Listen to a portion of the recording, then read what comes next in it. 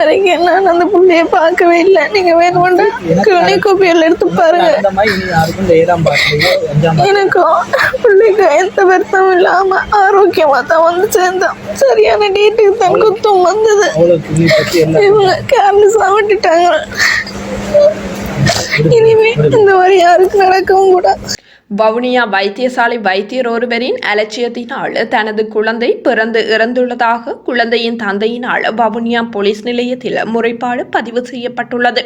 இது தொடர்பாக மரணித்த சிசுவின் தந்தை தெரிவிக்கும் போது, எனது மனைவியின் பிரசவத்திற்காக கடந்த 17ஆம் தேதி வவுனியா வைத்தியசாலையின் 7ஆம் விடுதியில் அனுமதித்திருந்தேன்.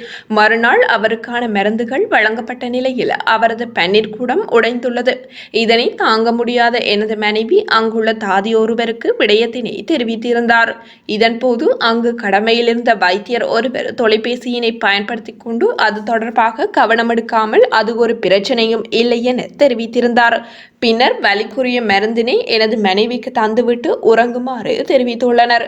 மறுநாள் வைத்தியசாலைக்கு வந்த வைத்திய அதிகாரி ஒருவர் சீசர் செய்து குழந்தையினை எடுத்திருக்கலாம் தானே என கடமையில் இருந்த வைத்தியரை கேட்டுள்ளார். பின்னர் மீண்டும் மாலை 5 மணிக்கு எனது மனைவியை சிகிச்சை கூடத்திற்கு அழைத்து சென்றனர். பல மணி நேரமாகியும் அவர் வெளியில் வரவில்லை. இதற்குள் 7ஆம் விடுதியில் குளிரோட்டி இயங்கவில்லை என தெரிவித்து 5ஆம் விடுதிக்கு எனது மனைவியை மாற்றியுள்ளனர். பின்னர் தாதி ஒருவர் தொலைபேசி அழைப்பை எடுத்து என்னை வைத்தியசாலைக்கு வருமாறு அழைத்திருந்தார். அங்கு சென்றபோது அதிதீவிர சிகிச்சை பிரிவில் எனது குழந்தையினை அனுமதித்திருந்தார்கள். அங்குள்ள வைத்தியரிடம் கேட்டபோது 5ஆம் விடுதியில் இருந்து குழந்தையினை இங்கு அனுமதிக்கும் போதே உயிரில்லாத நிலைமையிலேயே தந்தனர். இருப்பினும் குழந்தையின் இதய துடிப்பினை நாம் மீட்டுள்ளோம். குழந்தையின் உடல்நிலையில் பாதிப்பு ஏற்பட்டுள்ளது என தெரிவித்து குழந்தையினை எனக்கு காட்டினர். பின்னர் நேற்றைய தினம் இரவு எனது குழந்தை இறந்துவிட்டதாக தெரிவித்தனர். எனவே வைத்தியர்களின் அசம்பந்த போக்கினால் எனது மனைவிக்கு நடந்த கொடுமைக்கு அவர்கள் பதில் சொல்லியே ஆக வேண்டும்.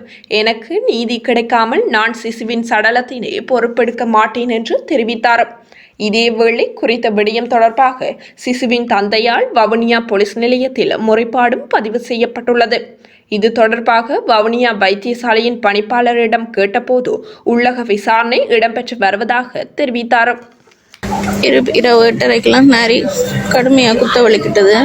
அப்போ நான் கூப்பிட்டதில் மிஸ் எனக்கு நாரி குத்துன்னு சொல்ல அதுலேருந்து நேசரால் ஓடி போய் இந்த வலிக்கு டேப்லெட் தந்தவா அதை போட ஓகேவா இருந்தது. அதை போட உடனே வலி குறைஞ்சிது. அதுவும் கரணியத்துக்கு பிறகு தான் எனக்கு கிடச்சிது. பிறகு 12:30க்கு அந்த டேப்லெட் போட கொஞ்சம் தூக்கம் போயிட்டு 12:30க்கு கிளம்புனா தண்ணி பனிக்கூடம் உடைஞ்சி தண்ணி அவ்வளோ கூடுதலாக போனது. கூப்பிட்டு சொல்ல வாஷ்ரூம் போயிட்டு வர சொன்னாங்க. வாஷ்ரூம் போயிட்டு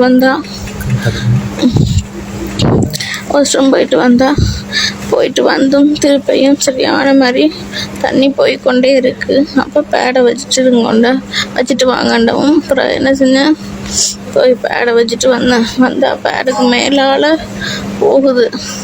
திருப்பி என்ன செஞ்சாங்க, டபுளாக வச்சுட்டு வந்த பிறகு பட்டி போட்டுச்சுன்னா பட்டி போட்டுட்டு அதோட கொஞ்சம் கொஞ்சமாக எனக்கு தண்ணி போனது குறைஞ்ச மாதிரியே இருந்தது.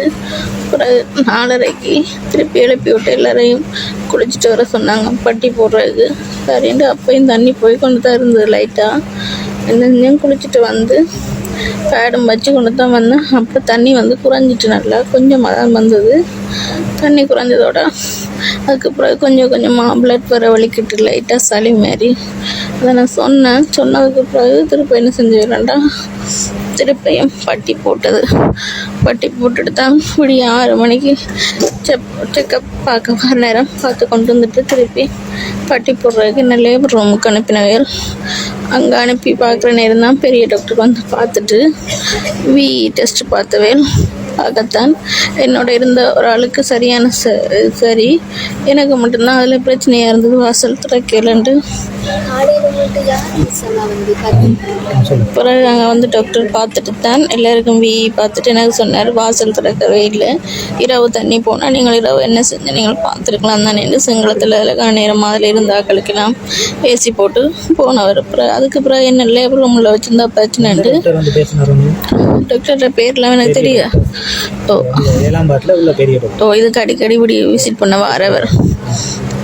அப்போ அவர் வந்து பேசிட்டு போனது பிறகு லேபர் ரூம்லேருந்து வெளியே திருப்பி எடுத்துட்டு தான் திருப்பி ஒரு பட்டி எல்லாம் போட்டு பார்த்துட்டு நானும் திருப்ப எல்லாம் மாற்றிட்டு வந்த பிறகு 9 மணிக்கு திருப்ப எனக்கு குளிசை வச்சுச்சுன்னா திருப்ப அடுத்த குத்து வர்றதுக்காக பார்த்துட்டு அடுத்த குத்து வர்றதுக்காக டேப்லெட் போலீஸ்க்கு போகிறாங்க. இப்படியே கொடுத்து ரெக்கார்ட் போலீஸ்க்கு போகிறாங்க. நீ கதை அவங்க போனா போட்டு அதுக்கப்புறம் உனக்கு என்ன நடந்துச்சு சும்மா சோட்டா சொல்லு. அப்போ அதுக்கு பிறகு எனக்கு திருப்ப வழி வந்தது. 11 மணி வரைக்கும் சாப்பாடு தண்ணி இல்லை. காலமாக சொன்னாங்க ஒரு சில வேலை ஆப்ரேட் பண்ணுறதா இருந்தால் சீசர் பண்ணுறதா இருந்தால் சாப்பாடு தண்ணி குடிக்கக்கூடாதான்னு என்று நான் குடிக்கவே இல்லை. 6:30க்கு பிறகு தண்ணி கூட குடிக்காமல் தான் இருந்தேன். அதுக்கு பிறகு 9 மணிக்கு வச்ச டேப்லெட் எனக்கு திருப்பையும் வலி வந்தது. அதுக்கு பிறகு அந்த வலிக்கு தாங்கிக்கவே இல்லாது முதல் நாள் கொடுத்த மாதிரியே வலிக்கு மருந்து கொடுத்தவங்க குளிசை கொடுத்தது. அந்த குளிசை கொடுத்தும் எனக்கு கேட்கவே இல்லை. அவ்வளோ வலி தாங்கலாம் இருந்தது. பிறகு பார்த்துட்டு பட்டியை மட்டும் அடிக்கடி பட்டி போட்டுக்கொண்டே இருந்தாங்க. திருப்பி மதியம் அப்படித்தான் சாப்பிட கிடைக்கல. அப்புறம் 1 மணி போல் பட்டி போட்டு வழி அனுப்புனதும் இப்போ நான் சாப்பிட்டு வந்து கொஞ்சம் இருந்தேன். இருக்க இல்லை பெட்டில் 5 நிமிஷத்துக்கு ஒருக்கா எனக்கு குத்த வலிக்கணும். நான் சொல்லிக்கொண்டே தான் இருந்தேன் 5 நிமிஷத்துக்கு ஒருக்கா குத்துது இல்லைண்டு. அப்புறம் 5 மணிக்கு என்ன செஞ்சாங்கன்னா ஏழாம் வாட்டில் உள்ள லேபர் ரூம் கூட்டிகிட்டு போயிடலாம். அங்கே ஏதோ பிரச்சனைன்னு சொல்லி அங்கே இன்னொரு அம்மாவையும் சேர்த்து கூட்டிக் கொண்டு அங்கே தான் 5ஆம் வார்டுக்கு கூட்டிகிட்டு போனோம். இல்லை எனக்கு அங்கே கொண்டு போகவே எனக்கு சரியான மாதிரி ஏலாமல் போயிட்டுது. அங்கே வச்சு என்ன கத்தினேன், எனக்கு தேயிலாமல் இருக்குது, புள்ளியை சரி சேஃபாக எடுக்கணும், கொண்டு போய் சீசப் பண்ணுங்க, பெரிய டாக்டர்கிட்ட கதைங்க மிஸ்ஸாண்டு டியூட்டியில் இருந்தாக்கிட்ட சொல்லி கத்துனேன். அவங்க யாருமே கேட்கல. அந்த நேரம் எத்தனை மணி என்று கூட எனக்கு தெரியல. சுயநினைவே இல்லாமல் இருக்கின்ற மாதிரி இருந்தது.